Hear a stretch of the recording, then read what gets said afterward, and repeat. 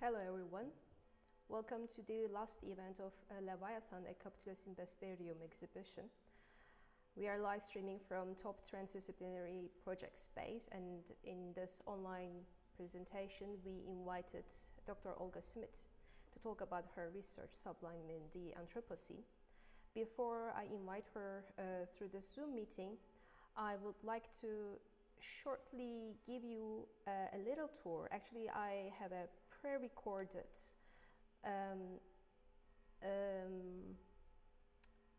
video that I would like to share with you.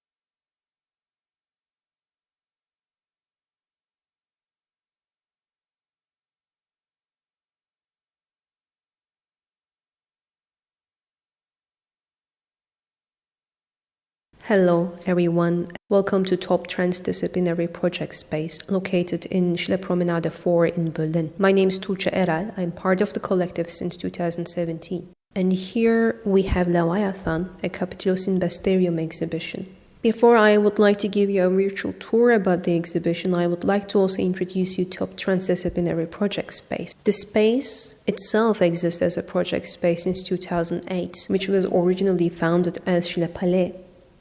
In 2015, Palais invited Top FAO, Top Association to collaborate together in the space. And since 2017, Top FAO took over the space to use the space as an exhibition space. We also started to have a DIY biolab, we call it Top Lab, which is part of the space as well. But here in the front space, you are seeing this exhibition, Leviathan, a Capitalocene Beastiarium.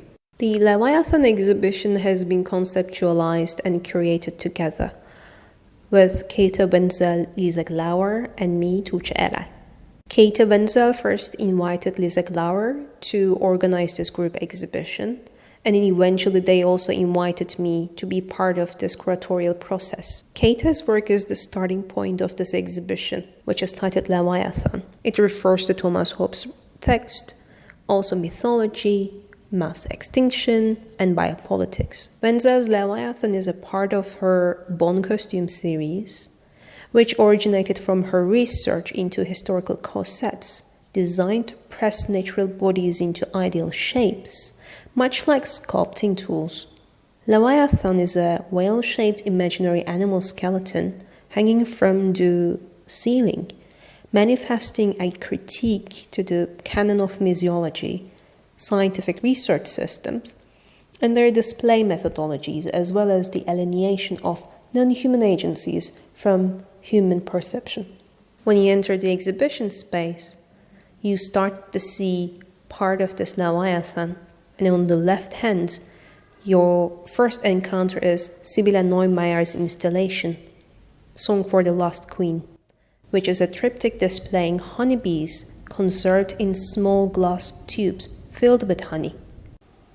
The work results from the research and collaboration with beekeepers from the USA, Japan, Germany, all facing colony collapse disorder. The causes of the loss of bee colonies are still unknown, but most likely linked to a combination of multiple stresses for the insects.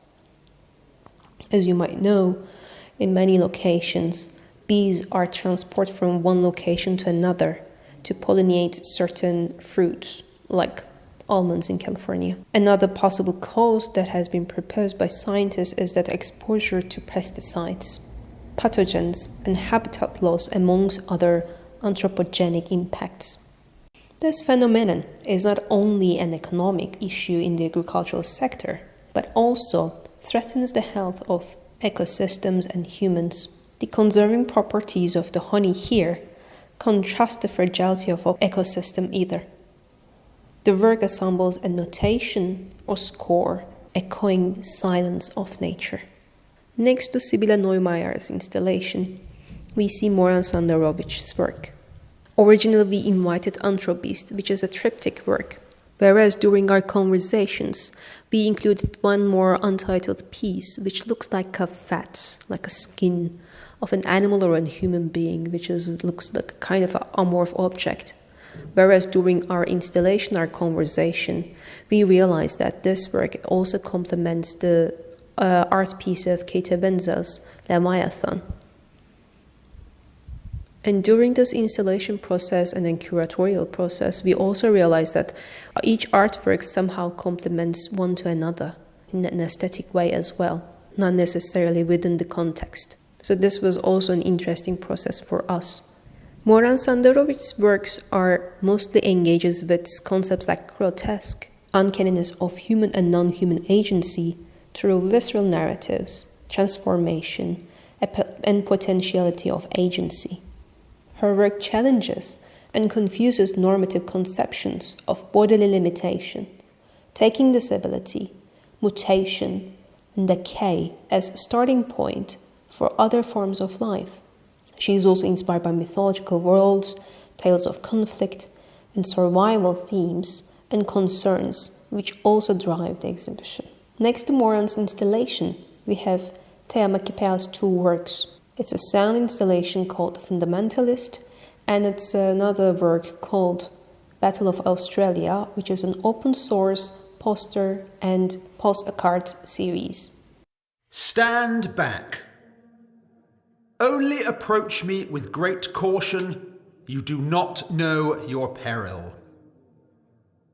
Possibly a slight exaggeration, as my fertility, while considerable, has not yet managed to transfer through the air like a fungal spore. But I am a formidable breeding machine, and I like to think this barrel is for your protection. A kind of contraception, a prophylactic, a giant wooden condom to preserve you from the terrible consequences of my wooing. Fundamentalist tells a story of a man who tried to conquer the world with his offsprings. That also refers to the myths of Genghis Khan and Dionysus of Sinope. The posters and the postcard series called Battle of Australia appropriate this advertising language and narratives to create an awareness about the sixth mass extinction and reminds that many species are gone before they are named by scientists. This open source project offers different institutions or people who would be interested in raising funding for animals that are facing extinction. As I mentioned earlier, the artworks are aesthetically also complementing one another. And here Janika Perna's work, Drop Lines, is also complementing Kate Wenzel's installation Leviathan as well. Janika Perna's artistic practices are drawing and performance. Her performative language includes collaboration and audience engagement. The loss of glacial ice caused by climate change is at the core of her performances. In her performative drawing process, she thinks and senses with her entire body. Perna is interested in the flexible nature of her drawings, which she at times cuts methodically and sculpts into 3D paper objects, which end up looking like abstract sea creatures or the surface of the ocean. Besides exhibiting her wall installation Drop Lines, Janika Perna also performed in a participatory work Glacier Elegy Berlin, where the central element is the last piece of natural ice left on Earth. Her performance took place on Tempelhofer Feld on July 11th, and let me share briefly a short extract from the performance documentation.